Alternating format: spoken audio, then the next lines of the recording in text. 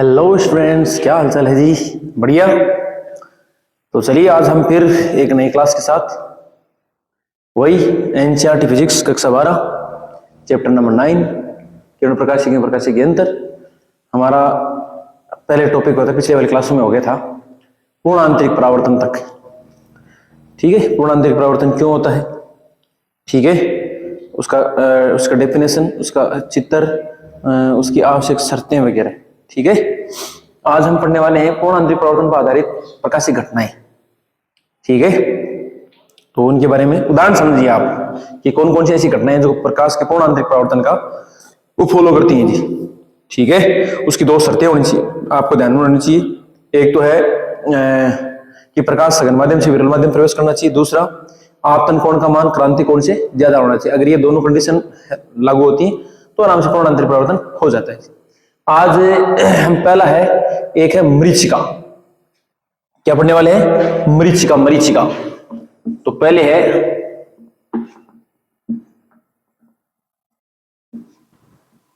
ठीक है, तो मरीचिका के बारे में पढ़ते हैं। मरीचिका क्या होता है जी? मरीचिका होता है जैसे मान लीजिए गर्मियों के दिनों में हम, जैसे मान लीजिए कोई रेगिस्तान है या फिर आप देख रहे हैं सड़कों पर, आप अगर आप मान लीजिए मई जून का महीना मान लीजिए, गर्मी तो वही है फुल एकदम, उसमें आप देख रहे हैं कि सड़क पर जगह जगह आपको ऐसा लगाई देगा कि पानी इकट्ठा हुआ है। जब पास में जाते हैं तो आपको जैसे मान लीजिए ऐसा लग रहा है कि कुछ जलाशय है, नजदीक में जाते हैं तो आपको लगता ही नहीं। तो इसका मतलब है कि हमारी जो आंखों का जो भ्रम होता है जलाशय के प्रति, उसी को बोलते हैं मरीचिका। ठीक है, ये जो मरीचिका घटना ये पूर्ण आंतरिक परावर्तन, प्रकाश के पूर्ण आंतरिक परावर्तन के कारण होती है जी। ठीक है, इसी प्रकार जैसे मान लीजिए आप जैसे मान लीजिए कोई पेड़ है एक, तो आपको क्या करेगा गर्मी के दिनों में, तो पेड़ का आपका फोटो दिखाई देगा एक। एक्चुअली होता है कैसे है कि जैसे मान लीजिए भयंकर, मतलब जैसे मान लीजिए गर्मी के दिनों में भयंकर गर्मी रहती है, टेम्परेचर बहुत हाई रहता है, तो पृथ्वी के धरातल के नजदीकी जो वायु है वो गर्म होकर उसका डेंसिटी कम हो जाता है, तो वो हल्की होकर ऊपर चली जाती है। वो ऊपर वाली वायु का जो डेंसिटी है, घनत्व है, यानी यूं कह सकते हैं उसका वो सघन माध्यम रहती है ऊपर वाली, जबकि नीचे वाली विरल माध्यम रहती है। तो प्रकाश किरणें सघन माध्यम से विरल माध्यम में प्रवेश करती हैं, और अगर कोई प्रकाश किरण जिससे मान लीजिए आपतन कोण से अधिक कोण पर अगर आपतित होती है तो ये दोनों कंडीशन फॉलो हो जाती है। ठीक है, तो गर्मियों के दिनों में कोई भी पेड़ है उसका आपका उल्टा चित्र दिखाई देगा। जैसे जलाशय के पास मान लीजिए कोई पानी है, खूब सारा बारिश के दिनों मान लीजिए इकट्ठा होता है।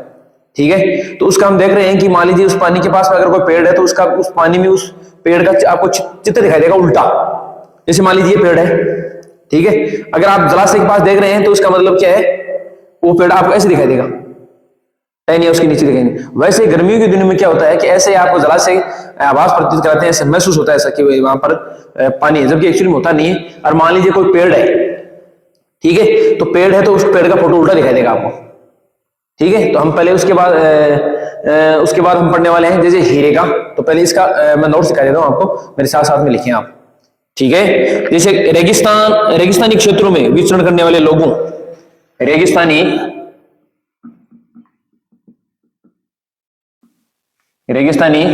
क्षेत्रों में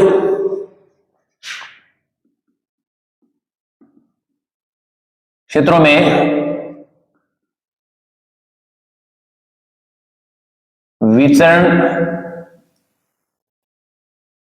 करने वाले लोगों को गर्मी के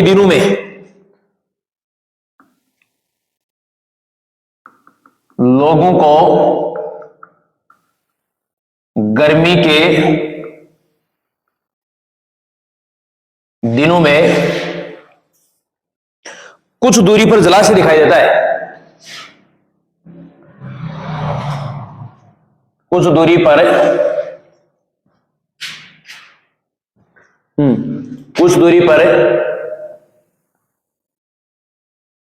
जलाशय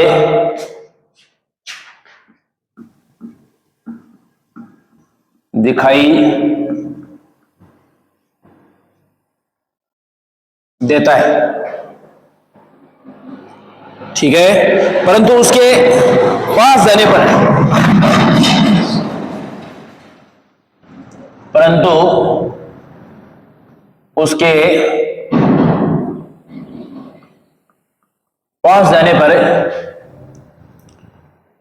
वहां जलाशय उपस्थित नहीं रहता। वहां जलाशय उपस्थित नहीं रहता है। तो आंखों के जलाशय के प्रति आंखों के जलाशय के प्रति बरमकोई मरीचिका कहते हैं, के प्रति बरमकोई मरीचिका कहते हैं।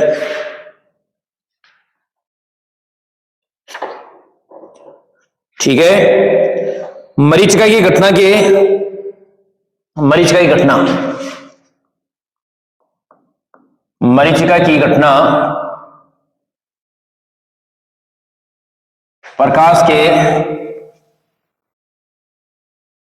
प्रकाश के पूर्ण आंतरिक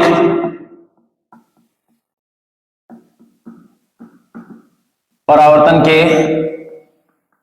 मरीचिका की घटना प्रकाश के पूर्ण आंतरिक परावर्तन के कारण होती है। ठीक है। गर्मियों के दिनों में पृथ्वी की रेत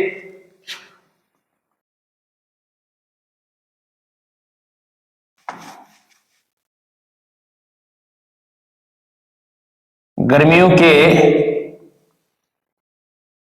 दिनों में पृथ्वी की रेत अत्यधिक गर्म हो जाती है, जिसके कारण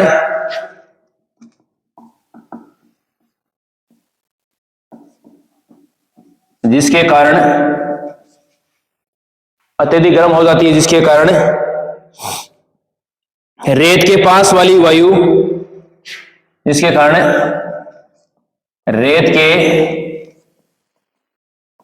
वायु का घनत्व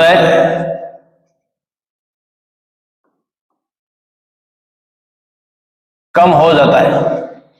रेत के पास वाली वायु का घनत्व कम हो जाता है तथा इससे ऊपर वाली परतों का इससे ऊपर वाली परतों का घनत्व धीरे धीरे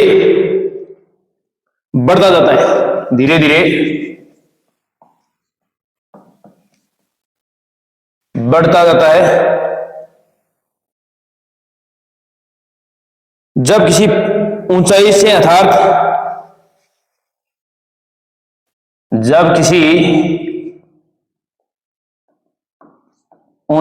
अर्थात किसी पेड़ से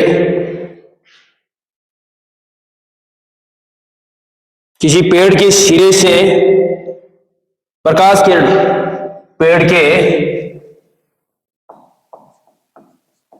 सिरे से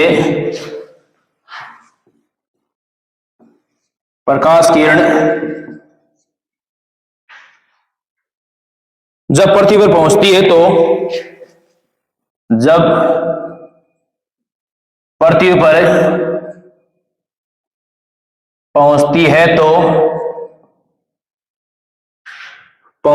तो वह सघन माध्यम से विरल माध्यम में प्रवेश करती है। तो वह सघन माध्यम से विरल माध्यम में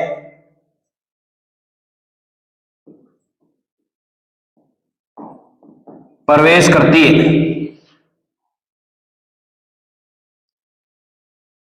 तथा यह प्रकाश किरण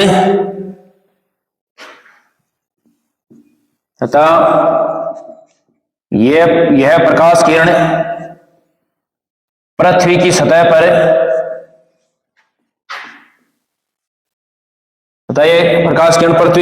पर क्रांति कोण से अधिक कोण पर क्रांति कोण से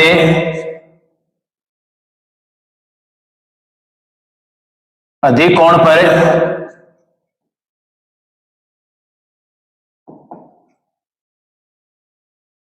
क्रांति कोण से अधिक कोण पर आपतित होती है, पूर्ण विराम, जिसके कारण व्यक्ति की आंखों में जिसके कारण व्यक्ति की आंखों में जिसके कारण व्यक्ति की आंखों में पेड़ का प्रतिबिंब उल्टा बनता है। आंखों में पेड़ का प्रतिबिंब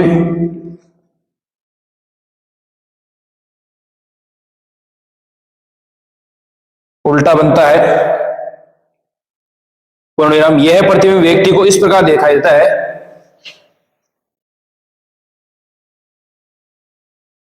यह प्रतिबिंब व्यक्ति को इस प्रकार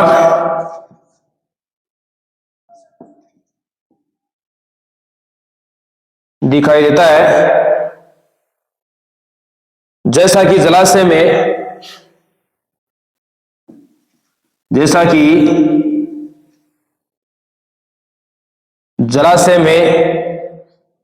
पेड़ का उल्टा प्रतिबिंब दिखाई देता है, जैसा कि जलाशय में पेड़ का उल्टा प्रतिबिंब दिखाई देता है,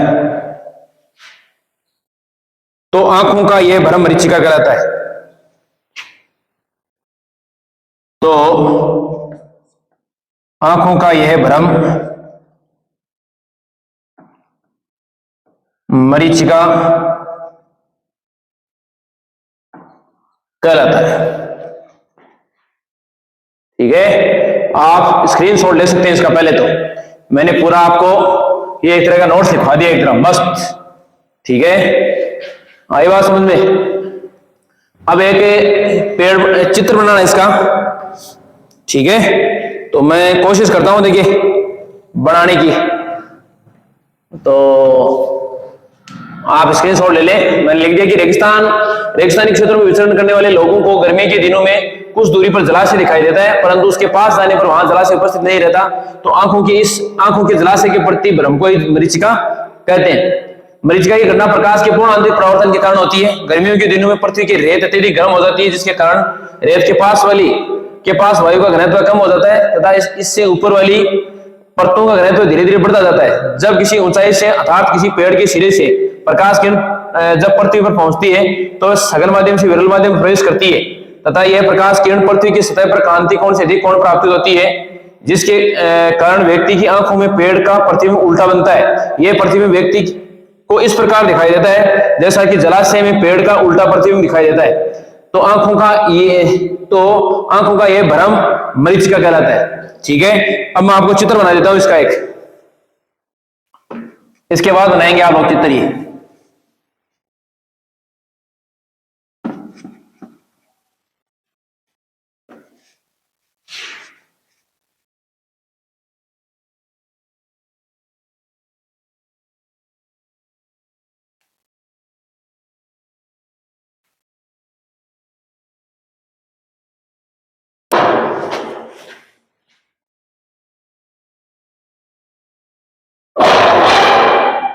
ठीक है, तो चित्र देखो।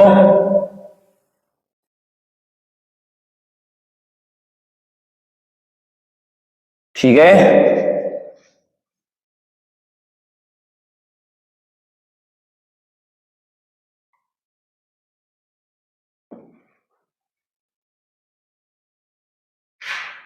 ठीक है जी। अब थोड़ा सा ये मैं आपको थोड़ा सा बता देता हूं। ये जो डायग्राम है ना, ये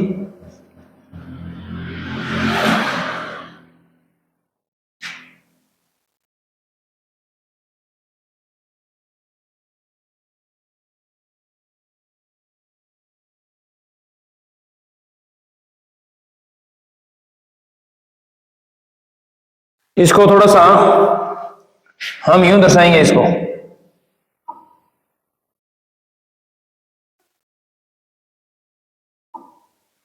ठीक है, इसकी भी इमेज बन गई है। अब देखो कैसे क्या है वो देखें आप।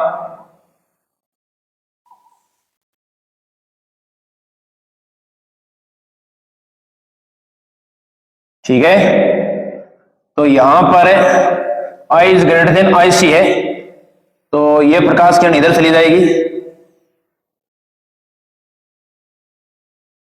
या इसको थोड़ा सा मैं और बढ़िया बना देता हूं।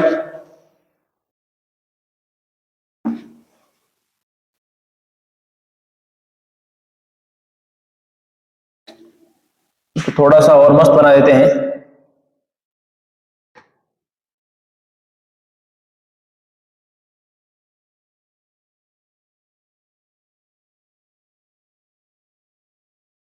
ठीक है जी, इस प्रकार से ये बनाने वाले हैं साहब हम। तो ये इसका ये चित्र जरूर बनाए आप। यहां पर ये प्रकाश किरण जैसे मान लीजिए पेड़ के सिरे से आ रही है, तो क्रांति कोण सीधी कोण प्राप्त होगी।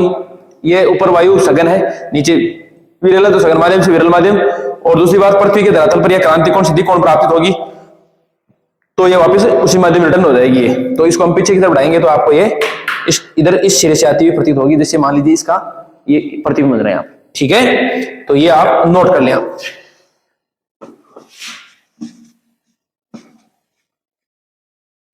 ठीक है जी, अब देखो दूसरी, ये तो पहली है मरीचिका वाली, दूसरी है हीरे का चमकना। हीरे का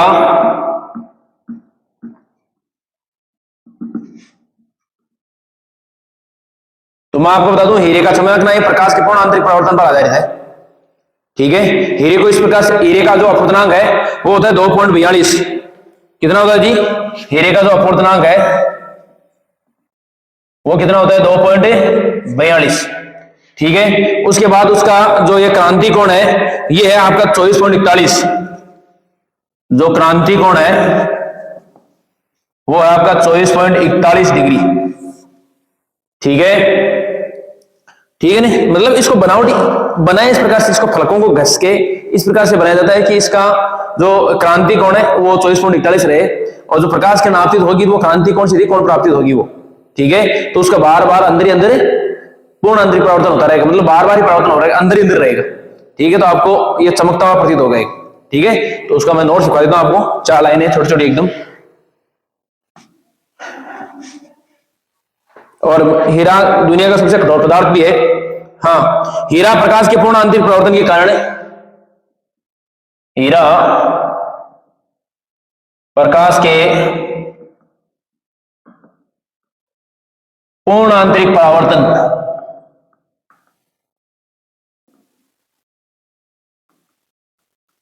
हीरा प्रकाश के पूर्ण आंतरिक परावर्तन के कारण चमकता है। कारण ठीक है, हीरे के लिए अपवर्तनांक का मान 2.42। हीरे के लिए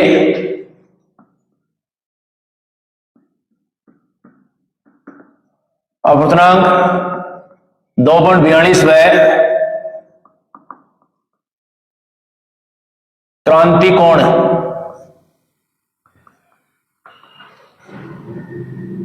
कोण का मान 24.41 डिग्री है। ठीक है, जब कोई प्रकाश किरण हीरे के पृष्ठ पर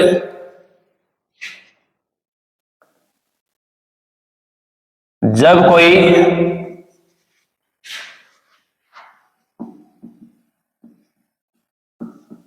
प्रकाश किरण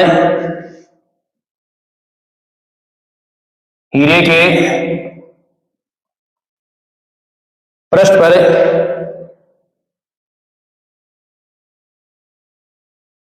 आपतित होती है तो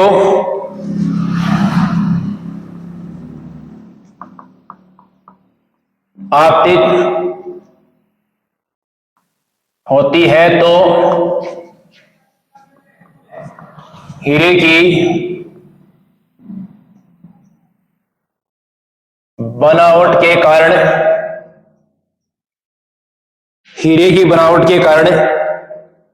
आपतन कोण का मान सदैव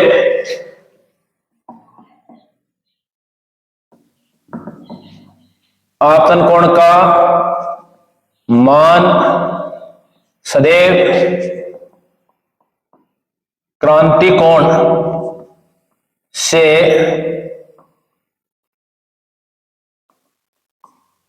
अधिक होता है, जिससे प्रकाश किरण का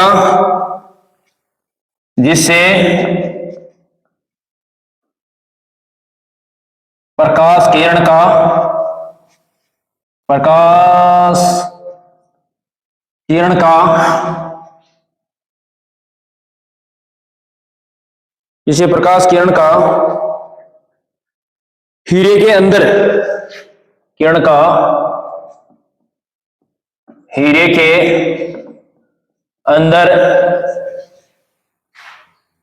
बार बार पूर्ण आंतरिक परावर्तन, हीरे के अंदर बार बार पूर्ण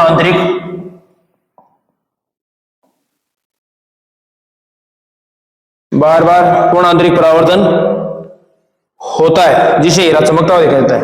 पूर्ण आंतरिक परावर्तन होता है जिससे हीरा चमकता हुआ दिखाई देता है। ठीक है, तो ये है साहब आपका हीरे का चमकना भी पूर्ण आंतरिक परावर्तन घटना पर आधारित है। ये इसका आप स्क्रीनशॉट ले सकते हैं, नोट्स हमने लिखवा दिए जी। ठीक है जी, इसके बाद हम करने वाले हैं आपका प्रकाशिक तंतु।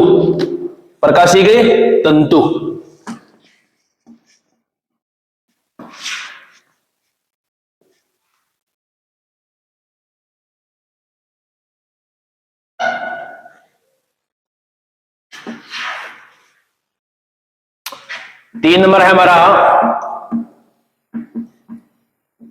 प्रकाशिक तंतु। ठीक है, तो प्रकाशिक तंतु मतलब सर्वे और जो दृश्य संकेत है, सिग्नल है, उनको एक स्थान से दूसरे स्थान तक पहुंचाने वाला एक उपकरण है, एक केबल है। जैसे हमारे पास, जैसे आप कभी जैसे हाईवे वगैरह है, इन पर एक टीनुमा एक पत्थर लगा होता है, ऐसे इस टाइप का, और यहां पर ऐसे लिखा रहता है OFC, ऑप्टिकल फाइबर केबल। ठीक है, प्रकाशिक तंतु। ये प्रकाशिक तंतु में क्या होता है जी, जो सर्वे और जो दृश्य सिग्नल है, उनको एक स्थान से दूसरे स्थान तक पहुंचाया जाता है जी। ठीक है, और ये भी प्रकाश के पूर्ण आंतरिक परावर्तन घटना पर काम करता है साहब ये। ठीक है, अब कैसे काम करता है, क्या है, हम चित्र के द्वारा समझने की कोशिश करते हैं जी। ठीक है, तो मैं एक साइड में चित्र बना देता हूं इसका, तो देखो क्या मामला है पूरा, बहुत इंपॉर्टेंट है परीक्षा की दृष्टि से। ठीक है, देखो ये इसका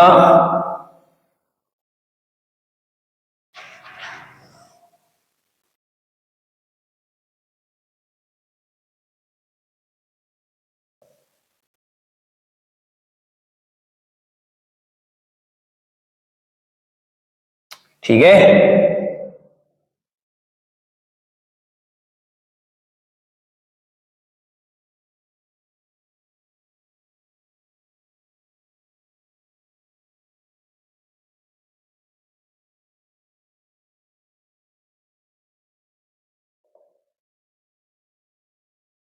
ये है अधिपटल।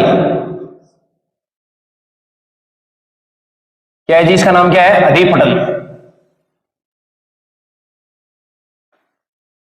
ठीक है, और इसका जो अपवर्तनांक है वो होता है 1.5।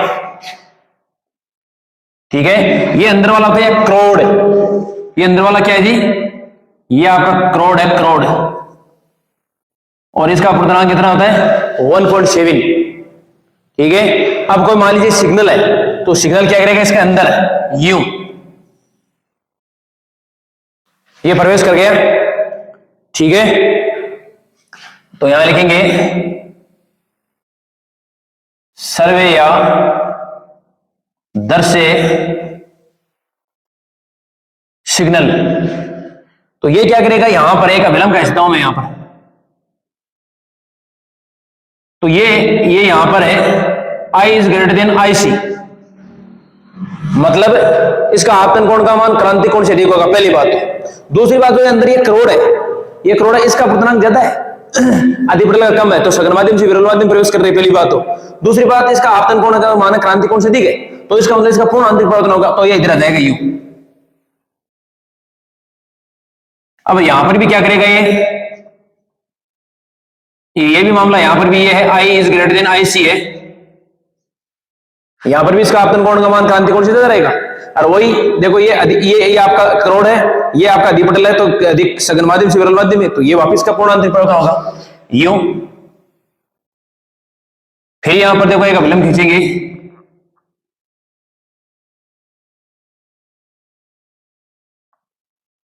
ठीक है, फिर ये I is greater then I सी, ठीक है, तो ये वापिस यूं, तो ये फिर, ठीक है जी, तो फिर इसका यहां पर क्या करेंगे, I is greater then I सी, तो फिर वापिस इसका यूं चली जाएगी सब, ठीक है, ये यूं ही ये निरंतर आगे ऐसे चलती जाएगी, ठीक है, तो ये जो सर्वे या जो दृश्य सिग्नल है वो यूं आगे चलते जाएंगे अंदर ही अंदर, पूर्ण आंतरिक परावर्तन पर आधारित। तो ये आप चित्र बनाएंगे, मैं यहां पर इसको, ये आपको थ्योरी है वो सारी लिख देता हूं यहां पर, ठीक है। तो प्रकाशिक तंतु में सर्वे या दृश्य तरंगों को, प्रकाशिक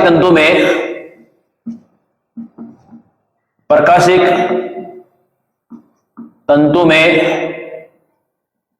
सर्वे या दृश्य सिग्नल को एक स्थान से दूसरे स्थान तक भेजने के लिए, सिग्नल को एक स्थान से दूसरे स्थान तक भेजने के लिए पूर्ण आंतरिक परावर्तन, स्थान तक भेजने के लिए, दूसरे स्थान तक भेजने के लिए पूर्ण आंतरिक परावर्तन, भेजने के लिए पूर्ण आंतरिक परावर्तन की घटना उत्तरदायी होती है। पूर्ण आंतरिक परावर्तन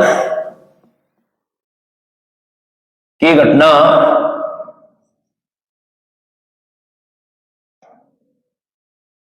उत्तरदायी होती है, ठीक है। प्रकाशिक तंतु में बाहरी पारदर्शी आवरण को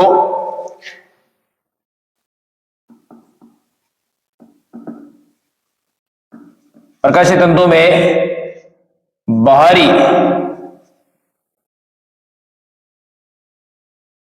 पारदर्शी आवरण को अधिपटल कहते हैं, आवरण को अधिपटल कहते हैं, ठीक है। तथा इस अधिपटल का अपवर्तनांक 1.5 होता है, तथा इस अधिपटल का अपवर्तनांक 1.5 होता है, ठीक है। तथा इस अधिपटल के मध्य अर्थात अधिपटल के अंदर तथा इस अधिपटल के अंदर एक करोड़ होता है,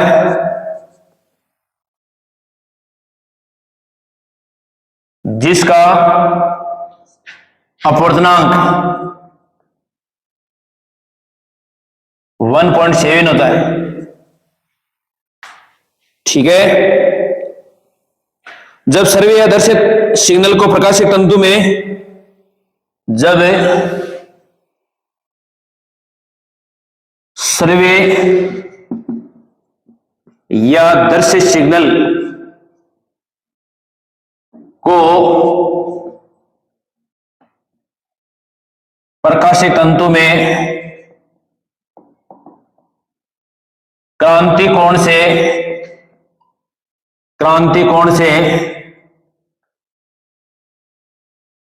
अधिक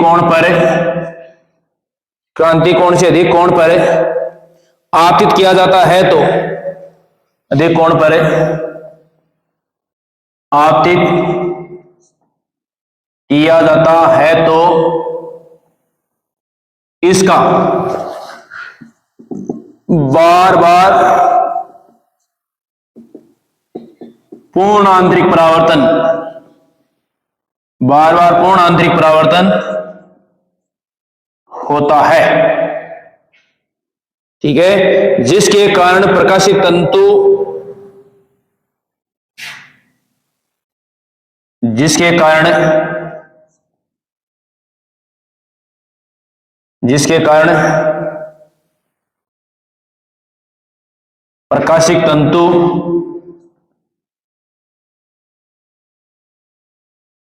सर्वे या दर्शित सिग्नल को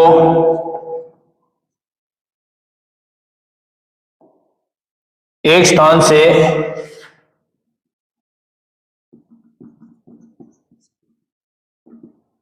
दूसरे स्थान तक, जिसके कारण प्रकाशिक तंतु श्रव्य या दर्शित सिग्नल को एक स्थान से दूसरे स्थान तक प्रेषित कर देता है, जिसके कारण प्रकाशिक तंतु श्रव्य या दर्शित सिग्नल को एक स्थान से दूसरे स्थान तक पहुंचाता है या प्रेषित करता है।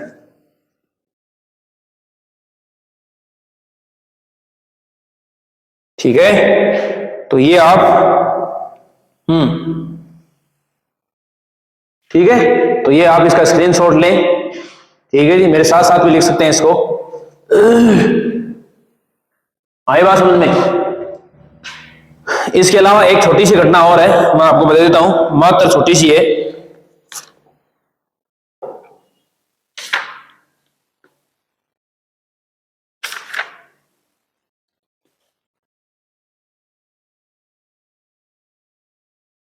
एक आपका है प्रिज्म, ये आपने स्क्रीनशॉट ले लिया होगा मेरे ख्याल से।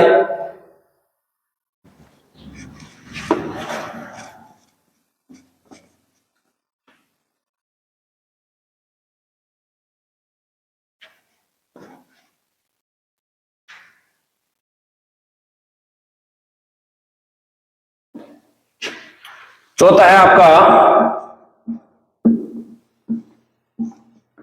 प्रिज्म।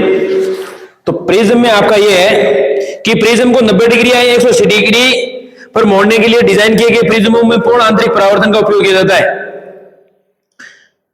ठीक है, ऐसे प्रिज्म को प्रतिबिंब के साइज में बिना कोई परिवर्तन किए उलटने के लिए भी प्रयोग किया जाता है। पहली दो स्थितियों के लिए प्रिज्म के पदार्थ का क्रांति कोण IC को 45 डिग्री से कम होना चाहिए। ठीक है, तो प्रिज्म में भी जैसे मान लीजिए ये आपका है कि 90 डिग्री या 180 डिग्री तक प्रकाश को मतलब 90 डिग्री 180 डिग्री तक मोड़ने के लिए आपको इस प्रकार के ये प्रिज्म में डिजाइन किए जाते हैं आपको। ठीक है, तो ये तो कोई ज्यादा कोई खास नहीं है, तो मैं इसको हटा देता हूं। ठीक है, तो ये आपका ठीक है जी, ये अभी समय हो चुका क्लास का, हो सकता है कि मैं अगली क्लास में आपको लिखवा दूं। ठीक है, तो अगर ये आपको इतना समझ में आया है तो लाइक करें, कमेंट करें, शेयर करें। किसी प्रकार की कोई दिक्कत है तो मेरे को जरूर बताएं आप। ये क्लास ये कंप्लीट हो चुकी है, अगली क्लास फिर हम स्टार्ट कर रहे हैं अभी। ठीक है, तो शेयर करना ना भूलें, कमेंट भी करें, लाइक करें। अगर इस चैनल पर आप नए हैं तो इसको सब्सक्राइब करें, बेल आइकन की घंटी भी जरूर बजाएं, आप उसको भी क्लिक करें ताकि जैसे नए क्लास डालें आपको आपके तक पहुंचेगी। ठीक है, तो आज के लिए इतना ही, धन्यवाद, फिर मिलते हैं नेक्स्ट क्लास में।